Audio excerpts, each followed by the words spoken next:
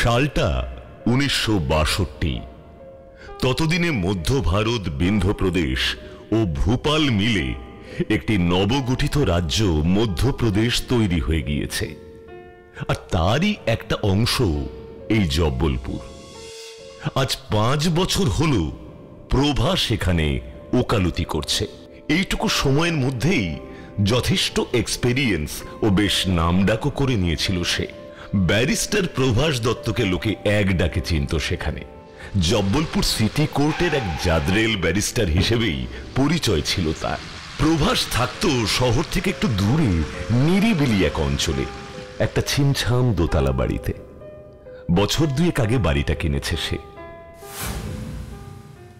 হাতে কেস থাকলে দিনের বেশিরভাগ সময় তার কোর্টেই কেটে যেত, আর বাকি সময়টুকু সে তার স্টাডি রুমেই আইনের নানা বইপত্র ঘেটে কাটাতো। এমন সময় দরজায় এসে দাঁড়ায় এক ভদ্রলোক। ভেতরে আসতে পারি?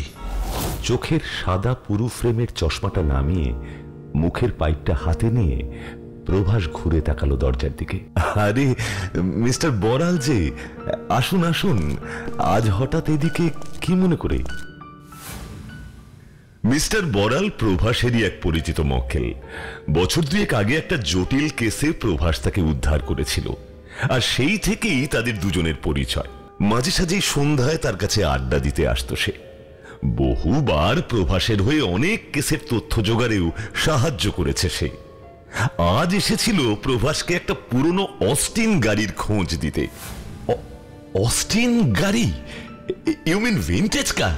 হ্যাঁ হ্যাঁ হ্যাঁ প্রভাস বাবু, আপনার তো ভিনটেজ কার খুব প্রিয়, তাই না? সে আর বলতে, সবই তো আপনি জানেন মিস্টার বড়াল। ভিনটেজ কারের প্রতি ঝোঁক আমার বরাবরের। বড়াল জানায় গাড়ির মালিক নাকি জলের দামে গাড়িটা বিক্রি করে দেবেন, তাই তখন হাতের সামনে অমন একটা লোভনীয় অফার পেয়ে ছাড়তে পারল না প্রভাস। এক কথায় তাই বড়ালের কাছে ওই গাড়ি কেনার প্রস্তাব সঙ্গে সঙ্গে অ্যাকসেপ্ট করে নিল সে। এরপর নগদ 25,000 টাকা দিয়ে ওই অস্টিন গাড়িটা কিনে নিল প্রভাস। এর 2 দিন পরেই ওই মক্কেল মিস্টার বড়াল গাড়িটা চালিয়ে নিয়ে একেবারে হাজির হলো প্রভাসের বাড়ির সামনে। What a car mister Boral, really beautiful. আর এখন এটা সম্পূর্ণ আপনার প্রভাস বাবু। কিন্তু একটা জিনিসে প্রভাসের কেন জানি না একটু খটকা লাগলো। কিন্তু এত সুন্দর গাড়িটাকে বিক্রি করে দিল কেন? মানে তাও এত সস্তায়? বড়াল তাকে জানায় গাড়ির বর্তমান মালিক অনেকদিন ধরেই এই গাড়ি বিক্রির খদ্দের খুঁজছিলেন। ভদ্রলোক এদেশের পাট চুকিয়ে পাকাপাকি ভাবে বিদেশে তার মেয়ের কাছে চলে যাচ্ছেন, আর তাই এই পুরনো গাড়িটাকে এখানেই বিক্রি করে দিতে চান। গাড়িটা তার কাছে খুবই প্রিয় ছিল। উনি শুধু চেয়েছিলেন গাড়িটা যেন এমন কোন লোকের কাছে থাকে যিনি গাড়িটার ইম্পর্টেন্স বুঝতে পারবেন। দামটা তার কাছে কোনো ফ্যাক্টর নয়। তাই যখন তিনি বড়ালের মুখে প্রভাস দত্তর কথা শুনলেন এবং ভিনটেজ গাড়ির প্রতি তার বিশেষ টানের কথা জানতে পারলেন, তখনই এটা তাকে বেচে দেওয়ার সিদ্ধান্ত নেন। থ্যাঙ্কস মিস্টার বড়াল, আপনার জন্য এই সুন্দর গাড়িটা পেলাম আমি। বড়াল বিদায় নিতেই প্রভাস মহানন্দে গাড়িটা নিয়ে সোজা বেরিয়ে পড়ল লং ড্রাইভে। রাস্তা দিয়ে গাড়িটা চালানোর সময় নিজেকে বেশ একটা রাজরাজাদের মতন অনুভব করলো প্রভাস। মনে সুখে গাড়িটা চালাতে চালাতে কখন যে সে মূল শহর ছাড়িয়ে চলে এলো টেরই পায়নি। বেশ রাত হয়ে গিয়েছিল তখন। শুনশান একটা পথ দিয়ে গাড়ি চালিয়ে আসছিল প্রভাস। জব্বলপুরের এই হাইওয়েটা সন্ধ্যার পর থেকে বেশিরভাগ সময় ফাঁকাই থাকে। এই সময় হঠাৎ লুকিং গ্লাসে চোখ পড়তেই বুকটা কেমন কেঁপে উঠল তার। কি দেখলো সে? সঙ্গে সঙ্গে সে পিছন ফিরে ভালো করে দেখলো একবার। না, কিচ্ছু নেই সেখানে। কিন্তু মন শান্ত হলো না প্রভাসের। কিছু একটা কেমন যেন প্রভাসের মনটা যেন আরো একবার কেমন একটা করে উঠল। এই ভাবতে ভাবতেই আবার ফুটে উঠল তার চোখের সামনে সেই দৃশ্য। এবার আরো পরিষ্কার। লুকিং গ্লাসে প্রভাস দেখল গাড়ির পিছনের সিটে কেউ বসে আছে।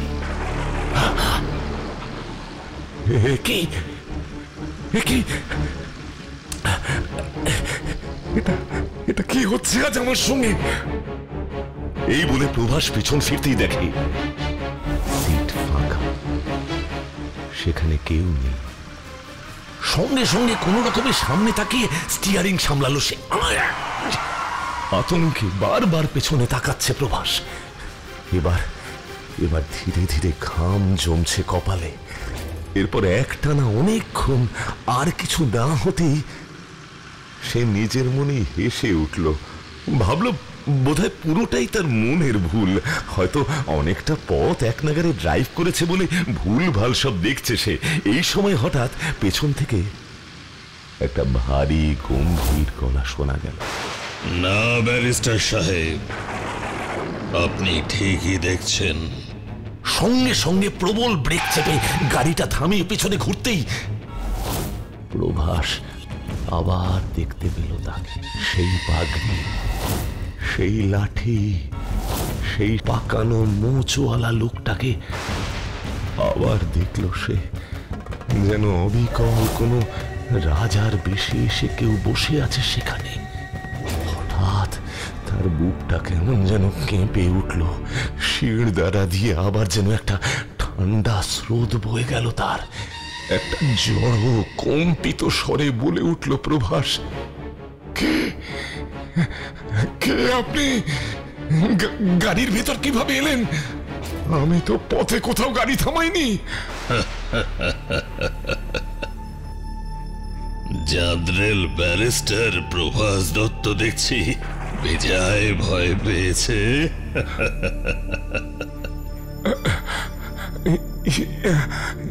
মানে ভয় তো পাওয়ারই কথা। এভাবে আমার গাড়ির মধ্যে আপনি এলেন কিভাবে? নেমে যান, নেমে যান এক্ষুনি বলছি, নামুন। জানেন এভাবে জোর করে অন্যের গাড়িতে উঠে সওয়ার করা একটা অপরাধ। এর জন্য আপনার সাজাও হতে পারে। এটা আমার গাড়ি।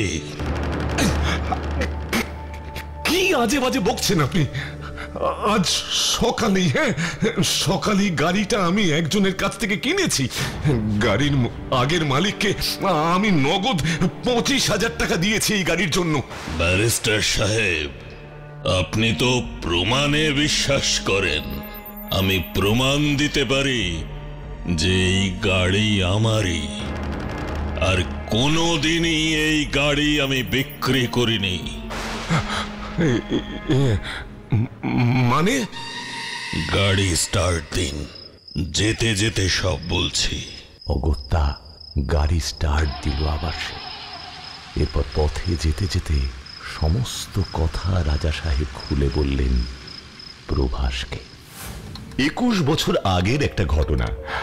বর্তমানে সূর্যনগর ছিল তখনকার সুরজনগর এস্টেট, আর তার জমিদার ছিলেন রাজা শ্রী রাজেন্দ্র কিশোর সিংহ। সে এক এলাহি মহল। সেদিন রাজা সাহেবের ভাই পাকাপাকি ভাবে বিলেতের পাট চুকিয়ে সুরজনগরে এসে উঠল। আর এসেই লন্ডনের আদব কায়দায় অভ্যস্ত তার ভাই তার অত বড় সুরজ মহলটায় বিলিতি নিয়ম কানুন শুরু করতে চাইল। অবশ্য এর জন্য ওকে ইন্ধন যোগাতে লাগলো রাজা সাহেবের মা। তাকে আসলে মা না বললেও চলে। সে কোনোদিনই রাজা সাহেবকে নিজের ছেলের মতো দেখেনি। সে ছিল রাজা সাহেবের সৎ মা, আর তার বিলেত ফেরত সেই ভাইও ছিল আসলে তার সৎ ভাই। রাজা সাহেব ব্যবসার কাজে কিছুদিনের জন্য ভিন রাজ্যে যেতেই বাপ কাকার আমলের বিশ্বস্ত সমস্ত পুরনো লোকজনদের এক এক করে তাড়াতে শুরু করলো তার সেই সৎ ভাই। যারা যেতে চাইল না তারাও শেষ পর্যন্ত ওর জ্বালায় বাধ্য হয়ে কাজ ছেড়ে দিল। তার বদলে নিয়োগ করা হলো ওর নিজের পছন্দের লোকজনকে। আর তার এই সব কুকর্মের সমান ভাগিদার ছিল তার মাও। শুধু এখানেই থেমে রইল না সব। এরপর পটাপট মহল থেকে সব পাগড়ি পরা লোকগুলোর বদলে চলে এলো সব সাদা উর্দি পরা বিদেশি আদব কায়দার চাকর বাকরেরা। গেটে নিয়োগ হলো খাকি উর্দি পরা বন্দুকধারী দারোয়ান। শুরু হলো বাড়ির দামি জিনিসপত্র চুরি। দিন দশেক পর রাজা সাহেব তার ব্যবসায়িক সফর সেরে ভিন রাজ্য থেকে ফিরে আসতেই তার ভাই ও সৎ মায়ের কাণ্ড কারখানার খবর পৌঁছলো তার কানে। শুনে ক্ষুব্ধ হয়ে রাজা সাহেব ডেকে পাঠালেন তার ভাইকে। এসব তুই কি শুরু করেছিস? শুনলাম তুই নাকি আমাদের পুরনো সব কাজের লোকজনকে তাড়িয়ে দিয়েছিস। ওরা সবাই ব্যাকডেটেড হয়ে গেছে, কেউ আর কোনো কাজের নয় দাদা। ওদের তাই তাড়িয়ে দিয়ে নতুন লোক এনেছে। আমি খবর পেয়েছি তুই নাকি লাইব্রেরির এত বইপত্র সব সরিয়ে ফেলবার হুকুমও দিয়েছিস। ওসব পুরনো বস্তা বোঝা বইপত্র সাজিয়ে রেখে একটা ঘর নষ্ট করে লাভ কি? তাই ওসব পুড়িয়ে ফেলবো আমি। ওই ঘরটায় আমি একটা ক্লাব বানাবো দাদা। আমার বন্ধুরা রোজ আসবে, তাস বিলিয়ার্ড খেলবো আমরা। তুমিও চাইলে মাঝে মাঝে চলে আসতে পারো দাদা। তুই ভুলে যাস না, এই সুরজপুর এস্টেটের রাজা কিন্তু এখনো আমি। কিন্তু সেই হুমকি ডেকে আনলো রাজা সাহেবের মৃত্যু। সেদিনের ঘটনার পর তার সৎ মা ও সৎ ভাই মিলে তাকে মেরে ফেলবার চক্রান্ত করলো। এরপর অভ্যাস মতো একদিন বিকেলে রাজা সাহেব বেরিয়েছিলেন গঙ্গার পাড়ে হাওয়া খেতে, তার ওই প্রিয় অস্টিন গাড়িটা নিয়ে। সেই সময় আচমকাই রাস্তায় একদল ছাগল চলে আসায় রাজা সাহেব ব্রেক চাপেন, কিন্তু গাড়ি থামে না। তিনি হঠাৎ দেখেন গাড়ির ব্রেক কাজ করছে না। অন্যদিকে ছাগলের সারির দিকে গাড়িটা জোরে এগিয়ে যাচ্ছিল। হাজার হর্ন দেওয়া সত্ত্বেও ছাগলের দল রাস্তা ছাড়ছিল না। অবশেষে তাদের বাঁচাতে রাজা সাহেব তার গাড়িটা পাশের ফাঁকা মাঠে তুলে নিল। রাজা আপ্রাণ চেষ্টা করলো ব্রেক চেপে স্টিয়ারিং ঘুরিয়ে গাড়িটা থামানোর, কিন্তু পারল না। গাড়িটা মাঠের উপর দিয়ে একে বেঁকে লাফাতে লাফাতে সোজা গিয়ে পড়ল গঙ্গা।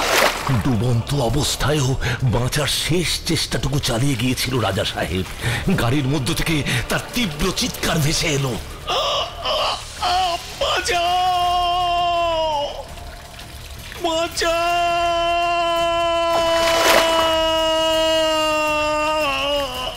কিন্তু কোনো সাহায্য এলো না।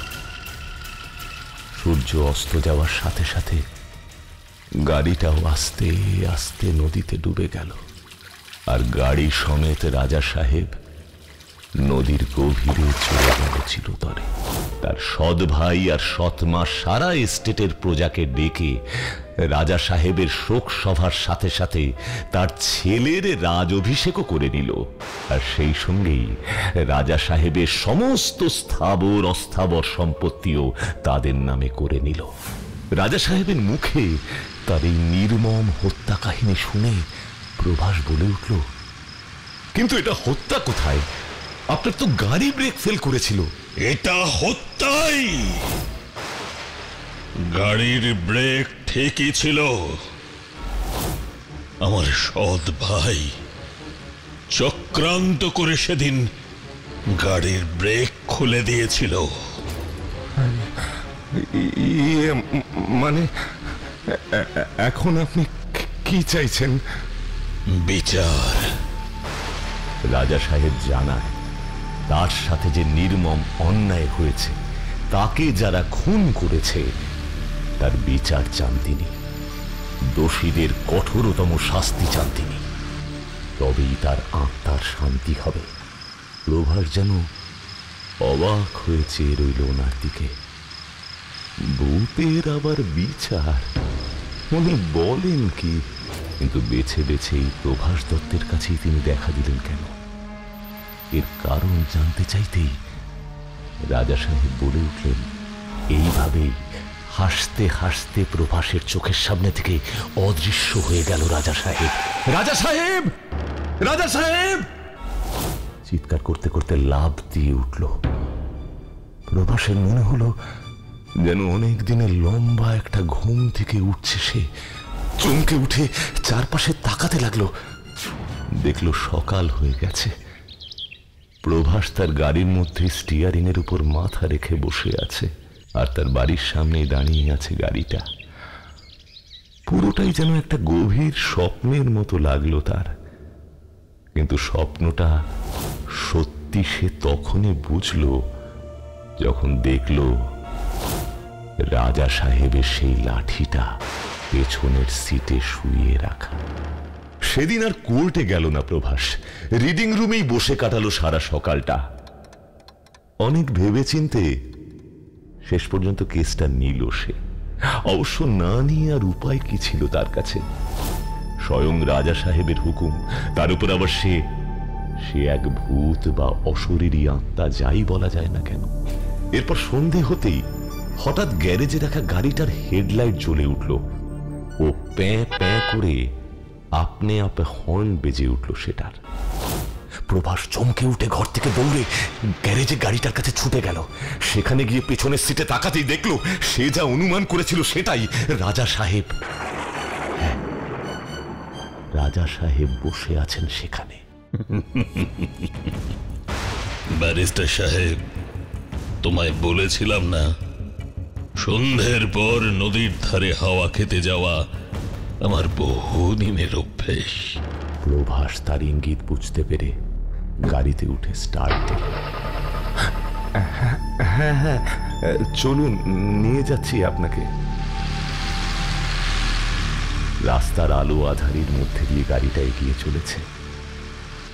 রাজা সাহেব প্রভাসের কাছে এগিয়ে এসে বলে উঠলেন, তুমি যে আমার কেসটা নিয়ে এত তাড়াতাড়ি কাজ শুরু করে দেবে সেটা ভাবিনি।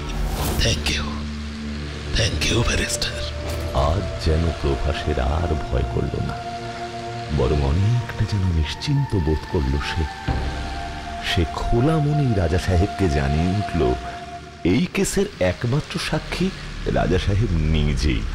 তিনি ছাড়া আর কেউ জানতো না যে সেদিন গাড়ির ব্রেক ফেল করেছিল। তাই এই কেস জিততে গেলে রাজা সাহেবের হেল্প তার অত্যন্ত দরকার। রাজা সাহেব অনুমতি দিতেই প্রভাস জানায় তার ভাইকে যখন সে আদালতে তুলবে তখন সাক্ষী হিসেবে তাকে শুধু হাজির থাকতে হবে সেখানে।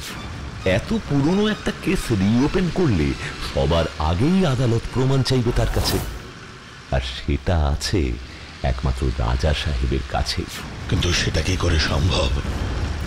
একজন মৃত মানুষ কোর্টে কি করে? সেটার ব্যবস্থাও আমার করা আছে, আপনি ভাববেন না। ভাবুন না, আপনি নদীতে ভাসছিলেন, কোন নৌকোর মাঝি আপনাকে উদ্ধার করলো। এতদিন আত্মগোপন করেছিলেন, এখন আবার আপনি ওয়ান্ডারফুল।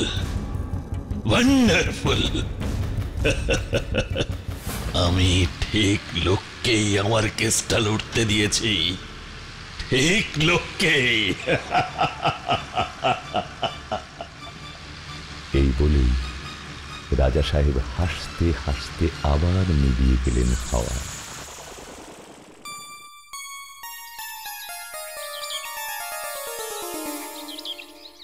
পরদিন রাজা সাহেবের ওই সৎ ভাইয়ের নাম আর ঠিকানাটা পাওয়া গেল। বড়ালি জোগাড় করলো সবটা। এখন সে শহরের নাম করা একজন বিখ্যাত ইন্ডাস্ট্রিয়ালিস্ট মিস্টার ব্রজেন্দ্র কিশোর সিংহ। আজকে সারা শহর তাকে এক নামে চেনে, কিন্তু প্রভাস জানে আজকে তার এই নাম ডাক চাকচিক্যের পেছনে লুকিয়ে আছে অতীতের একটা নোংরা ষড়যন্ত্র। যেই ষড়যন্ত্রের মাধ্যমে 21 বছর আগে সে রাজা সাহেবকে রাস্তা থেকে সরিয়ে তার ওই সুরজনগরের মহল হাতিয়েছিল, আর সেটা বিক্রি করেই আজ তার এই বিশাল সাম্রাজ্য ব্যবসা তৈরি হয়েছে। প্রভাস মনে মনেই ঠিক করে নিল এর শাস্তি তাকে সে দেবেই। রাজা সাহেবের সঙ্গে হওয়া এই অন্যায়ের বিচার সে করবেই। এরপর প্রভাস রাজা সাহেবের ওই সৎ ভাই ব্রজেন্দ্র কিশোরকে দিল কড়া সুরে একটা আইনি চিঠি ঠুকে, আর সেই সঙ্গেই সুরজনগর এস্টেটের রাজা শ্রী রাজেন্দ্র কিশোর সিংহের গাড়ি দুর্ঘটনায় মৃত্যু রহস্য মামলা আবার এত বছর পর রিওপেন করা হল। শুরু হলো সিটি কোর্টে মামলা। এই কেস নিয়ে শহর জুড়ে মানুষের মধ্যে রীতিমতো একটা শোরগোল পড়ে গেল। সকলেই এই সুরজনগর এস্টেটের রাজা সাহেব শ্রী রাজেন্দ্র কিশোর সিংহের গাড়ি দুর্ঘটনা এবং সেই দুর্ঘটনায় তার মৃত্যু সম্পর্কে অবগত। প্রভাসের কাছেও এ এক ঐতিহাসিক মামলা হতে যাচ্ছিল। কোর্টে ব্রজেন্দ্র কিশোর সিংহকে ডেকে কাঠগড়ায় তোলা হল। বিপক্ষের উকিলের বেশে থাকলো জাজরেল ব্যারিস্টার প্রভাস দত্ত। তার প্রথম প্রশ্নের জবাবেই ব্রজেন্দ্র কিশোর ক্ষিপ্ত হয়ে বলল, আই অবজেক্ট ইওর অনার। 21 বছর আগে ঘটে যাওয়া একটা দুর্ঘটনা নিয়ে এভাবে আমার এবং মহামান্য আদালতের অমূল্য সময় নষ্ট করবার কোনো অর্থ আছে বলে তো মনে হয় না। ব্রজেন্দ্রর জবাবে প্রভাস কড়া সুরে তাকে খোঁচা দিয়ে আদালতকে জানায়, 21 বছর আগে যে গাড়ি দুর্ঘটনাটা ঘটেছিল সেটা সকলে জানলেও দুর্ঘটনাটা কিভাবে ঘটেছিল নাকি দুর্ঘটনাটা ঘটানো হয়েছিল এই প্রশ্নের উত্তর কোনো ফাইলেই নেই। কোনো তদন্ত কমিটিও গঠন করা হয়নি সেই সময়, না কোনো তদন্ত হয় না কোনো রিপোর্ট বেরোয়। কিন্তু ব্রজেন্দ্র পরিষ্কার আদালতকে জানিয়ে দেয় গাড়ির দুর্ঘটনা ব্রেক ফেল করার কারণেই ঘটেছিল। রোজকার মতোই তার দাদা গাড়ি নিয়ে গঙ্গার পারে গিয়েছিলেন হাওয়া খেতে। সেই সময় ব্রেক ফেল করে গাড়ি শুদ্ধ রাজা সাহেব নদীতে ডুবে যান। পরে খোঁজ চালিয়ে নদীতে সেই গাড়িটা পাওয়া গেলেও সেখানে রাজা সাহেবের দেহটা আর পাওয়া যায়নি।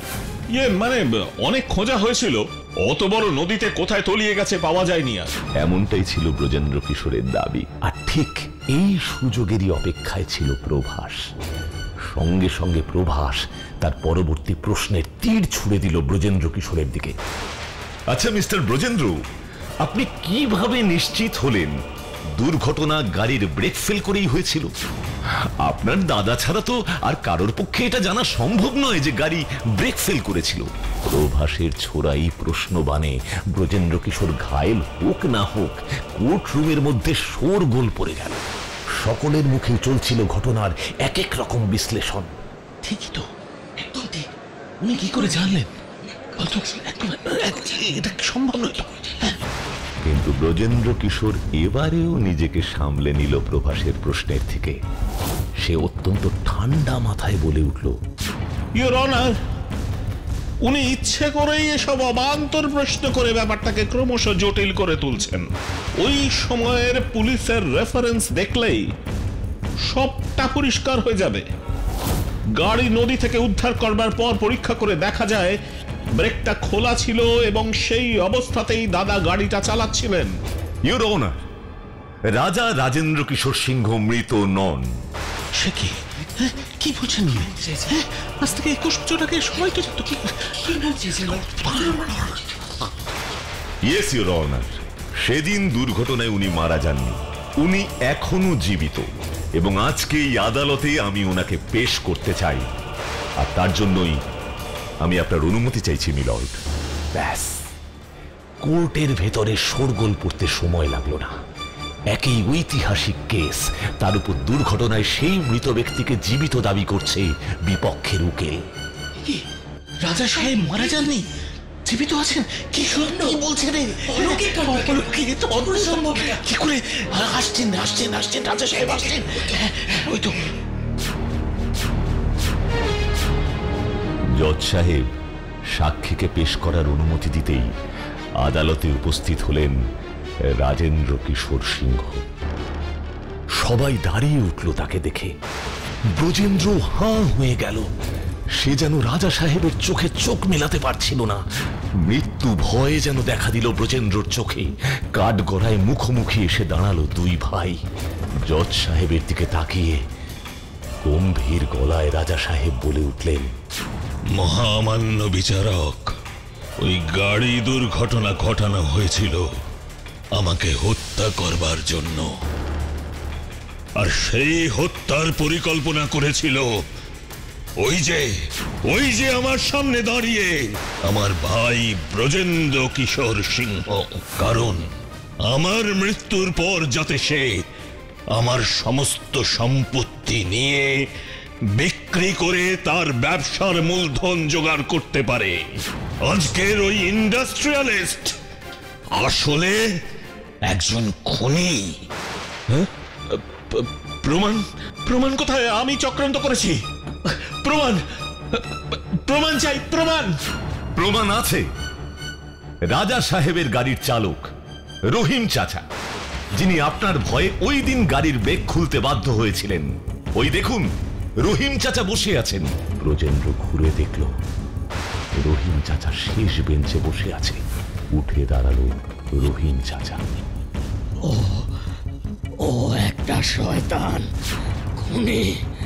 রাজা সাহেব, ও ওর শাস্তি হোক। আমায় ক্ষমা করুন রাজা সাহেব, আমি ওর ভয়ে সেই অন্যায় কাজ করে ফেলেছিলাম। ব্রজেন্দ্র মাথা নিচু করে রইল। জজ সাহেব রায় দিলেন কেস রিওপেন করা।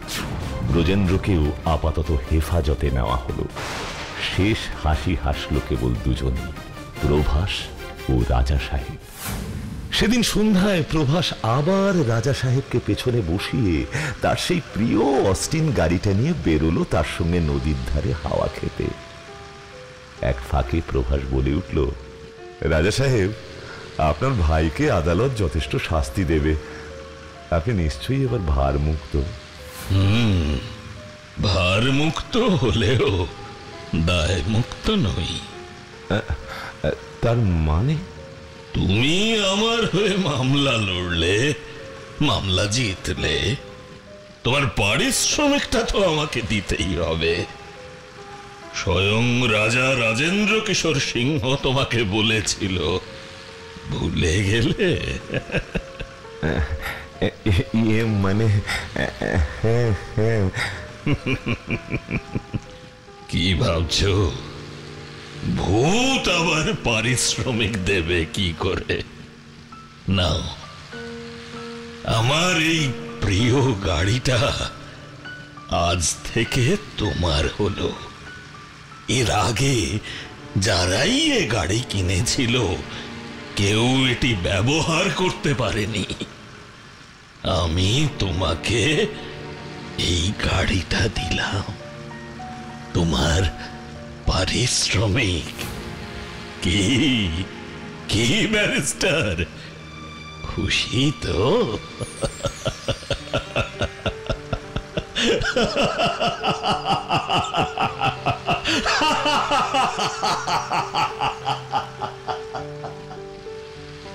হাসতে হাসতে মিলিয়ে গেলেন রাজা সাহেব।